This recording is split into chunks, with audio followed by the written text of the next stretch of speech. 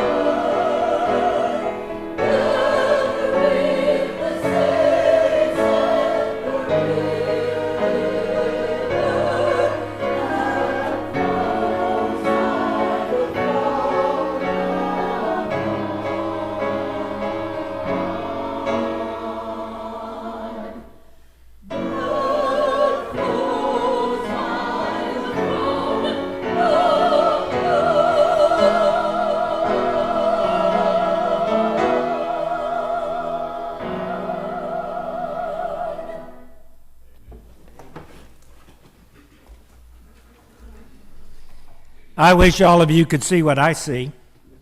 As I was looking out across the congregation at the singing of this beautiful anthem, excuse me, Colonel Kendricks, but you had the greatest look of joy on your face I think I have seen. Just look at him. Look at the joy shining on his face.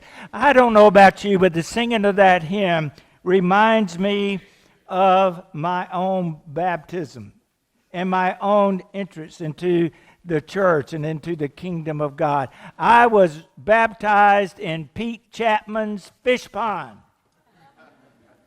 Now, I grew up Baptist, as many of you know, and around 9 or 10, I said to my mother, I want to be baptized. I didn't have a good reason why. I think it was because all my friends were being baptized, and that was the thing to do. But I said, Mom, I want to be baptized. And in the Baptist church, and back in those days, there wasn't much teaching about baptism and what it meant. But I am certain of this one thing. I was counted on the rolls, and there was one more member of the church they could count.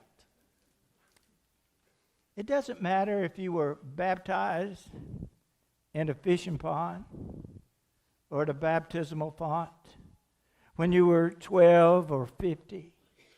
It doesn't matter if you understood everything that was happening in your baptism, because the important thing about our baptism is related to Jesus' baptism.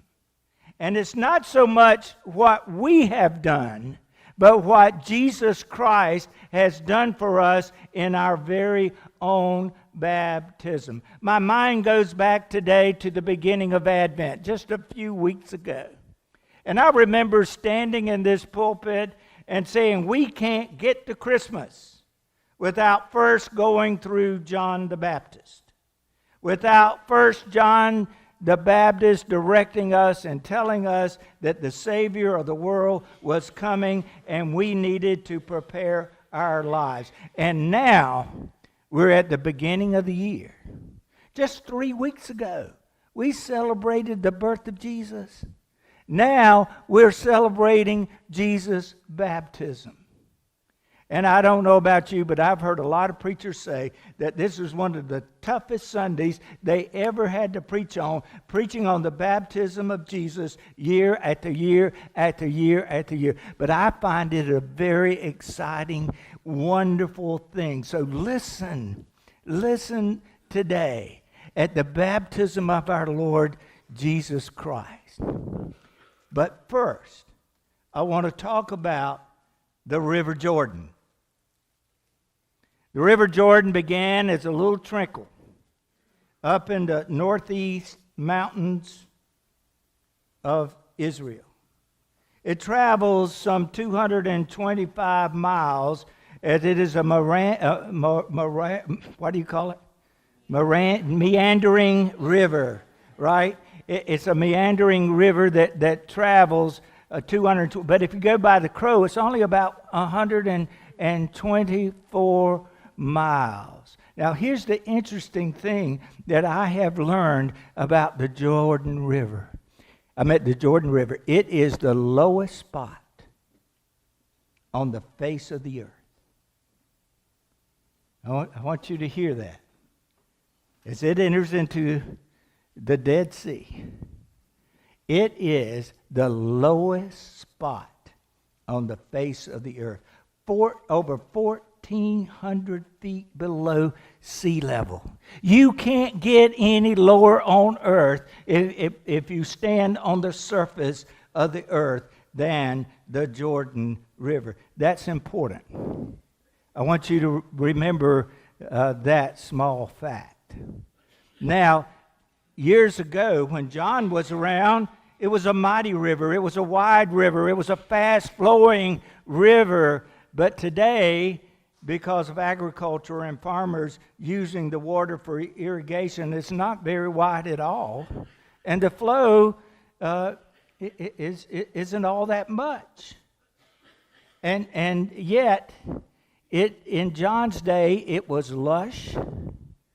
There were reeds, there were bushes, there were trees, and it was a great place for John the Baptist to begin his ministry. Even as the river moved through the desert, there was life. And John the Baptist started his ministry. As I said back in December, you would not like John the Baptist at all. You really wouldn't. He might last 2 weeks in this church before you fired him. He was ascetic. That means he rejected all worldly materials. That means he rejected all earthly pleasures. He ate wild honey and locusts. He wore a camel's hair for his clothes. He wore a leather belt. He owed no one anything except God. He determined to give his entire life, his whole life, to the worship of God and proclaiming the good news of God. But you wouldn't dislike John the Baptist because of his looks. And I imagine he would be an unusual character for you to look at. But you would not like John the Baptist because of what he said. When the scribes and the Pharisees and the religious people, just like you and me, went out to hear him in the wilderness, he called them a brood of vipers and snakes. Who told you? Who warned you to come out here to flee from the wrath to come? It was almost as if John the Baptist didn't want these religious types around at all. And he didn't do much better to all the other folks who came. He called them sinners. He told them, you better straighten up your life. You need to repent of your sin because God's about to send his Son into the world. You need to prepare your life for the coming of God. But the truth of the matter is, John the Baptist was the Billy Graham of his day. He was so popular that people from everywhere came to hear him preach.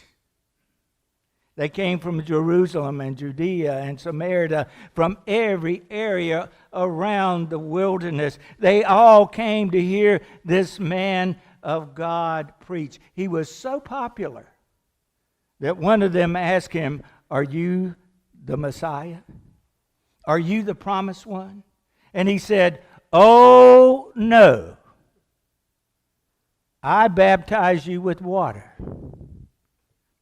It is a cleansing ceremony, representing the cleansing of your life from sin. But the one who comes after me is so much more powerful than I am. I baptize you with water. He will baptize you with the Holy Spirit and with fire." When I mentioned this back in December, one lady leaving the church asked me, "What does it mean to be baptized with fire?" I thought about that. That was fulfilled on the day of Pentecost when cloven tongues of fire came and set on the heads of the 120 disciples there in the upper room. Yes, I assume that was a baptism of fire. But I don't see any fire lighting on your heads. I don't think I've ever seen a disciple of God where there is cloven tongues of fire. I do believe this, however. I believe that the Holy Spirit is the living presence of Jesus Christ in your life. It is the living presence. And when we have been baptized with the Spirit, we have been baptized in the presence of Jesus Christ in our heart and in our life. And the fire, it's the passion. It creates a burning, a passion inside of us to love Jesus, to serve Jesus, to follow Jesus. Oh, I baptize you with water, but there's one coming who's going to baptize you with the Holy Spirit and fire. And so one day Jesus came to the River Jordan. Now, I like the way the Gospel of John puts his coming. When John the Baptist saw Jesus, he said to everyone gathered around, "Behold, the Lamb of God who takes away the sins of the world. This is the one. This is the one I've been talking about. Here he is. He is the Lamb of God who takes away the sins of the world." You remember in the Old Testament where the lamb was sacrificed for our sins? But not just any lamb. It had to be a perfect lamb, without spot, without blemish, the holy Lamb of God. And so Jesus, go back to Matthew, Jesus comes up to John and said, "I want to be baptized." And John said, "Oh, no, you're the Holy One of Israel. I should be baptized by you." "Oh, no, you are without spot, you without blemish, you have nothing to confess. There is no sin in your life." And then Jesus said, "It is necessary." Why was it necessary for Jesus to be baptized?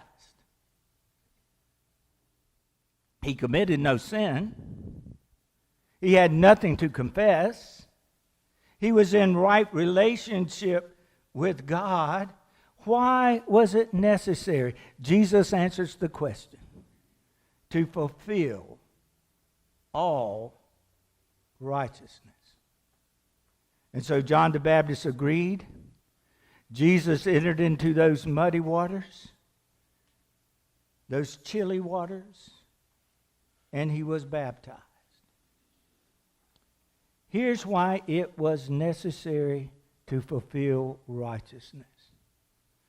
God knew that when he sent his only Son into this world, that before we would listen to him, before we would follow him, that he would need to become one of us. And when he stepped into the waters of the Jordan River, he was identifying with all the sinners that entered into that river to be baptized. He became one of us so that we could become one of him.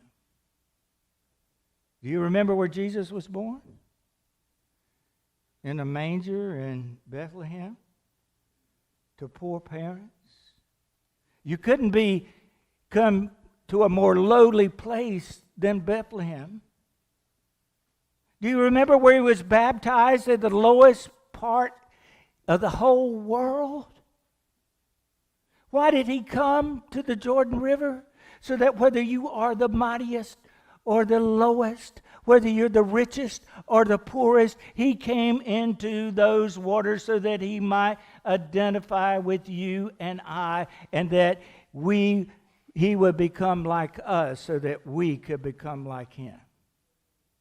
I want to share a story with you. Cyrus Dawsey was born in 1886 in a little town not far from here called Gallivant's Ferry. When he grew up, he felt a call to ministry, and he went to Wofford College, called Fitting School back then.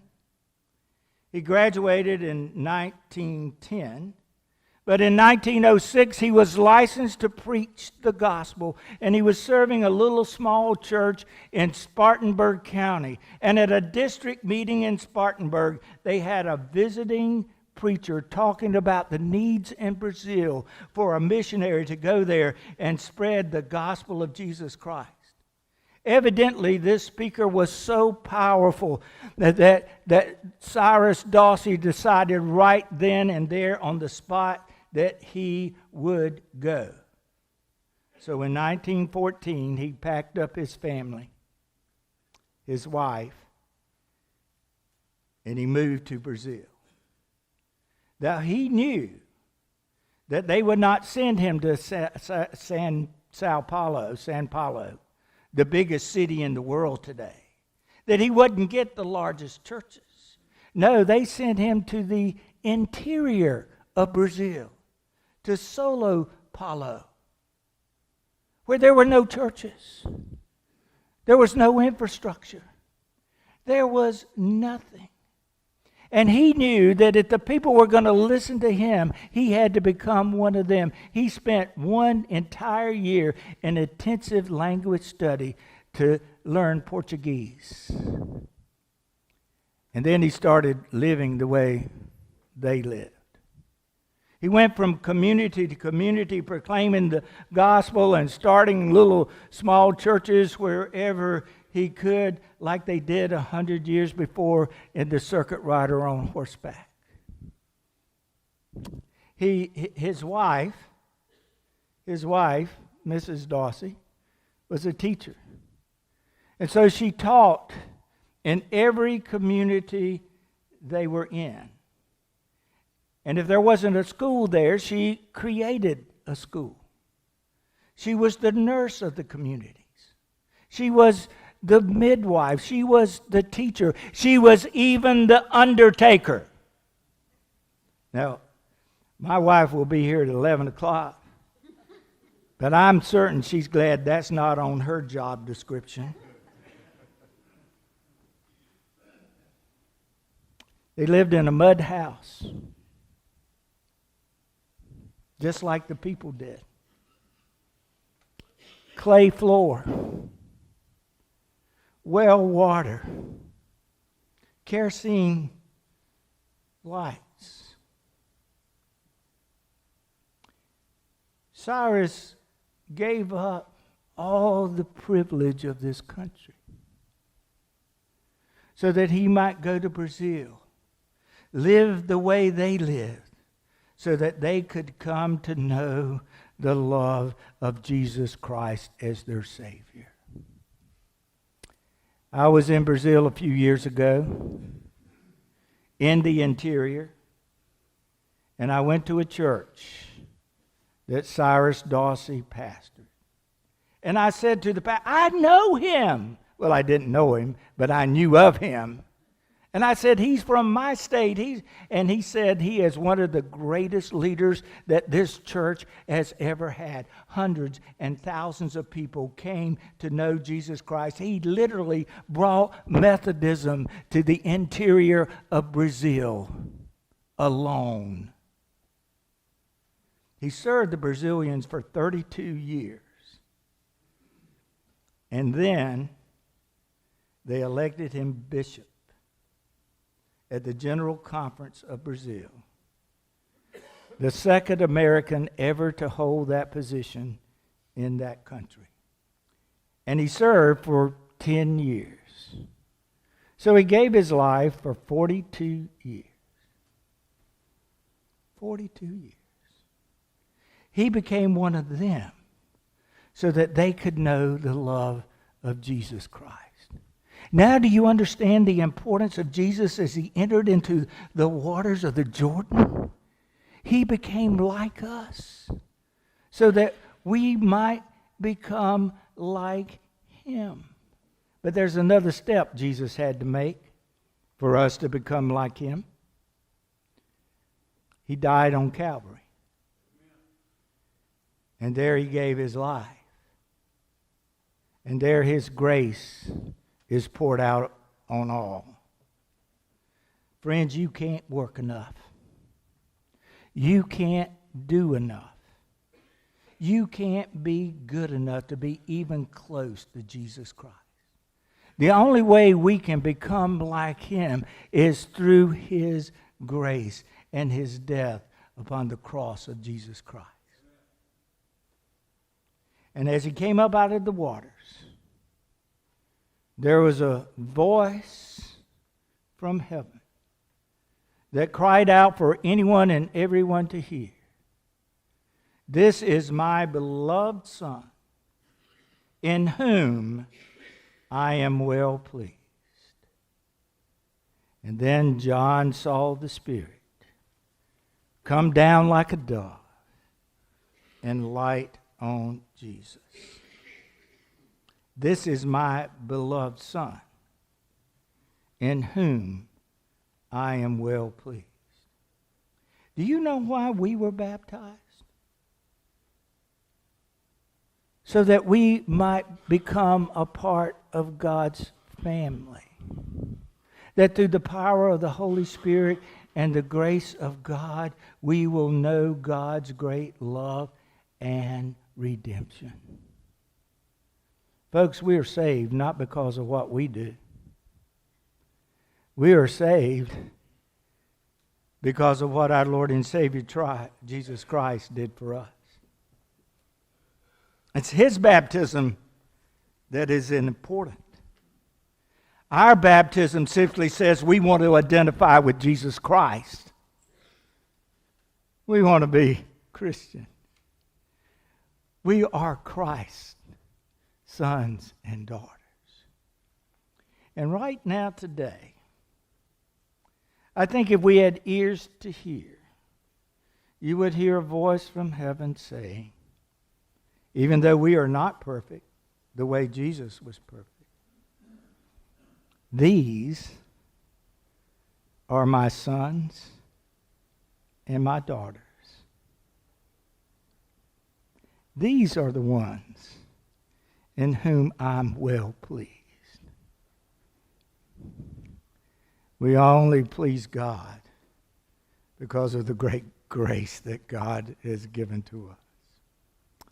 As the choir sings this next anthem, I want to invite you to come to this fountain again, as if you were coming to the waters of the Jordan, that not only did Christ identify with us, but that we might identify with Jesus Christ as our Savior. I would like for all of you to come down as the choir is singing, and I want you to remember your baptism. Simply, it's not baptism, we're not rebaptizing, but simply put a drop on your forehead. Remember your baptism and be thankful to God. Because it is because of His baptism that we are called His sons and His daughters. And I want you to know I'm well pleased with all of you as well. You are a great body of Christ. So as the choir sings, we invite you to come as you're led by the Spirit. In the name of the Father, and of the Son, and of the Holy Spirit. Amen.